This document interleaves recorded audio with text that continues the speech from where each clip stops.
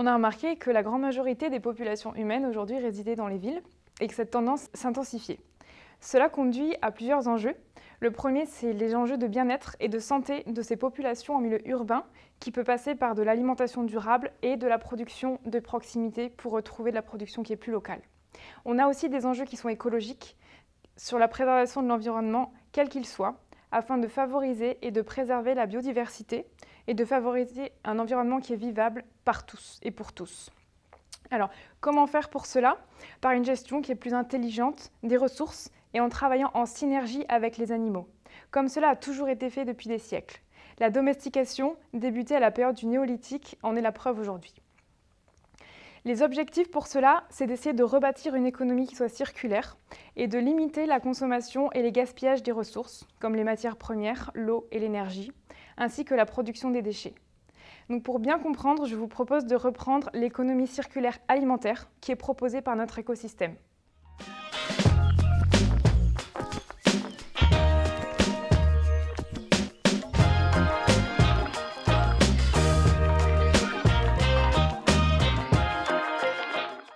Tout commence aujourd'hui par nos producteurs primaires et nos végétaux, qui permettent en fait de subvenir aux besoins de nos animaux amis végétariens. Et ces animaux-là permettent également de nous nourrir, nous, et nos volailles. Donc c'est grâce à eux aujourd'hui que tout déchet est recyclé. Notre défi aujourd'hui, c'est de devenir, nous, humains, un producteur tertiaire, c'est-à-dire d'arriver à recycler nos déchets en utilisant les micro-organismes pour que tout revienne au végétal et ainsi boucler la boucle. Pour cela, il est nécessaire de recollaborer avec nos espèces voisines, qui sont les oiseaux, les insectes et les végétaux, pour pouvoir créer un cycle respectueux et vertueux. Cela sous-entend d'accepter les mouches et les insectes si l'on veut voir des oiseaux, accepter les mauvaises herbes si l'on veut voir des lombrics, ils sont nécessaires pour nos arbres et pour nos poules, et accepter les limaces et les escargots si l'on veut voir des hérissons. Alors, l'économie circulaire a plusieurs fonctions. La première fonction, c'est la fonction écologique, donc de conserver la biodiversité domestique et sauvage, et contribuer aussi à la biodiversité urbaine, c'est-à-dire nous et les animaux qui nous entourent en milieu urbain. On peut prendre un premier exemple, celui de l'éco-pâturage, c'est-à-dire aujourd'hui mettre des ruminants, des moutons, des vaches ou des chèvres permet de réduire les entretiens mécaniques, des entretiens qui soient chimiques, et aussi de recycler des déchets verts et fertiliser les sols via l'animal. Ça permet d'éviter les engrais chimiques. Donc selon les milieux, on va adapter les espèces. Ce sera des bovins, des ovins, certaines races. Et ça permet une véritable valorisation des espaces verts comme zone de vie. Si on prend l'exemple des poules, ça permet aujourd'hui de consommer des œufs qui soient ultra frais et qui soient locaux, sans aucun transport. De réduire des biodéchets. Aujourd'hui, on sait que dans chaque foyer français, un tiers des poubelles résiduelles sont de la matière organique qu'on peut recycler.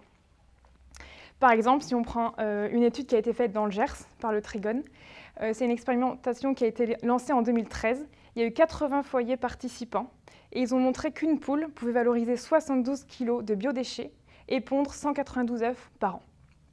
Si on regarde aussi les abeilles, les insectes sont très importants aussi pour l'écosystème.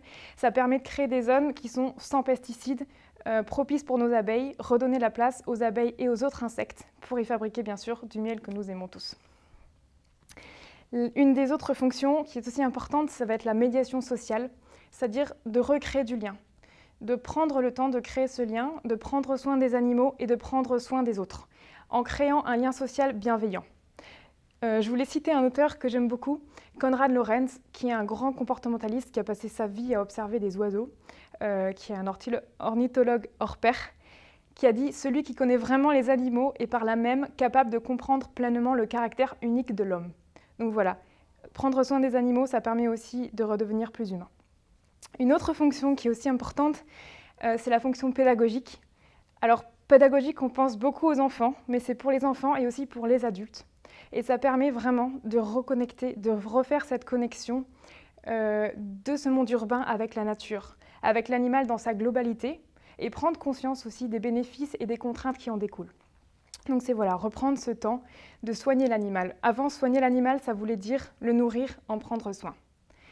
Dernier point qui est aussi important dans tout ça, c'est de redonner du sens à ce qu'on mange. Alors depuis toujours, dans les campagnes, on avait des poules dans les cours devant les maisons et on consommait les œufs. Donc c'était pratique, écologique, c'est abordable, c'est durable. Et la présence des animaux permet de rétablir cette connexion-là. La difficulté pour les poules aujourd'hui, c'est que ce sont des animaux de compagnie et sont aussi des animaux dont on consomme les œufs. Donc il ne faut pas oublier aussi de considérer la santé animale et la notion de sécurité sanitaire des aliments et la santé publique. Donc ça conduit aussi à quelque chose de très chouette, de travailler dans l'interdisciplinarité afin de croiser les compétences pour avancer mieux et ensemble.